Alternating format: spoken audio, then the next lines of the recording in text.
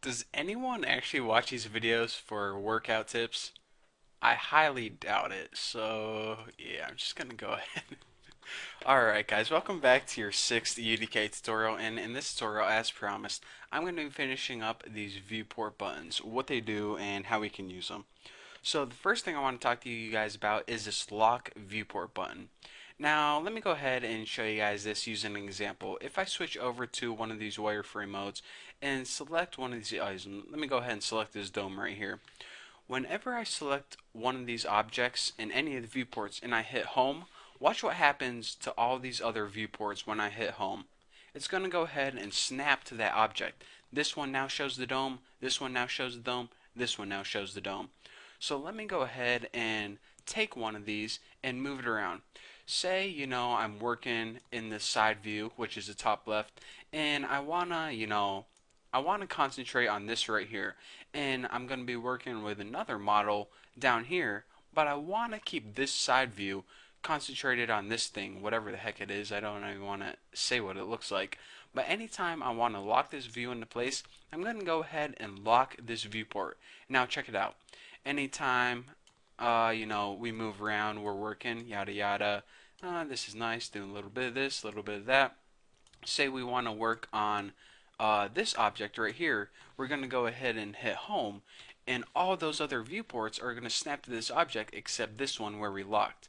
So basically, locking a viewport does exactly like, well, it's pretty self-explanatory. It takes a view and it locks it into place and allows you to work with models in different views while keeping that same view.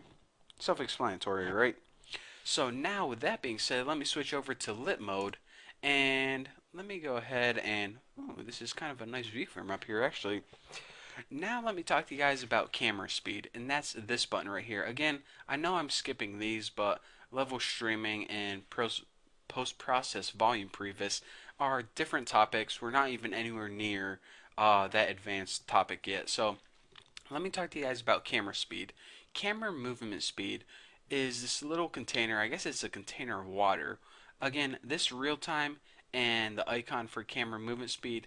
I don't know who's designing the icons for these, but it's like I think this is their first job and probably their last because they make no sense to me.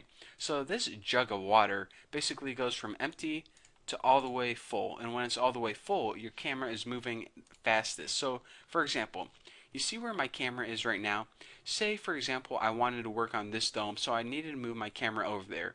So go ahead, hold down your left button and scroll up. Okay, scroll up and scroll up. You know what? It's going to take like an hour and a half for me to get over to this dome. So what I want to do is I want to increase the camera speed. Now check it out. Whenever whoa, I got over there in like half a second. So that's basically what camera speed allows you to do. If we go ahead and have our jug of water empty, whenever we scroll, our mouse moves really slow and our camera is moving really slow.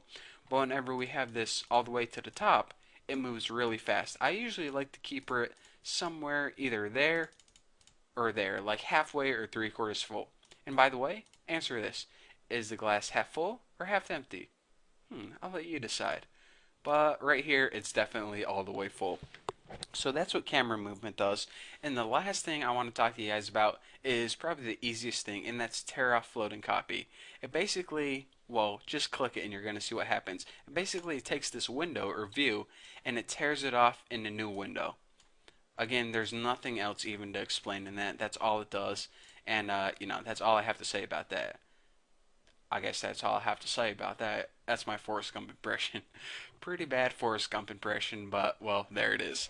So, anyways, there you go. That's all I have to cover for this, whatever the heck it's called, viewport toolbar. And again, these things I didn't cover yet, we're going to be covering those. Just I got to teach you guys some techniques before we, jump into level streaming and stuff like that. So now that we have that covered, we're ready to move on to our next topic. What it is, I don't know yet because I don't have a tutorial outline. But trust me, whatever it is, it's going to be awesome. So thank you guys for watching, and I'll see you guys in the next video.